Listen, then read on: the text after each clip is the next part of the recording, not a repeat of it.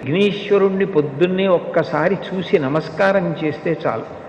అది లోకంలో ఎక్కడా లేని విశేషం. ఒక్కసారి ఆయన ముఖం వంక చూసి నమస్కారం చేసి 16 నామములు ఉన్న శ్లోకం చెప్పి బయటికి విడితే చాలు, విజయం సిద్ధిస్తుంది అని. రెండవది ఆయన యొక్క అపారమైన కరుణ. ఇంకా అంతా ఇంత కరుణ కాదు విఘ్నేశ్వరుడిది.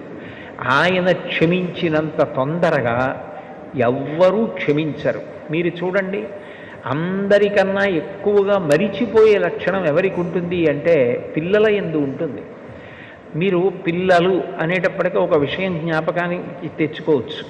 పెద్దవాళ్ళు ఏదైనా తింటున్నారనుకోండి, ఎవరో పెద్దలు వచ్చారు ఇంటికి, ఇంట్లో భోజనమో ఫలహారమో చేస్తున్న పెద్ద ఆయన ఆ పళ్ళెం పట్టుకునో లేకపోతే చేతిలో ఏ ఉండ్రాయో కుడుమో పట్టుకుని తింటూ వీధిలోకి వెళ్ళి స్వాగతం పలకడం, ఆ పళ్ళెం లోపల పెట్టి తాను పెడతాడు.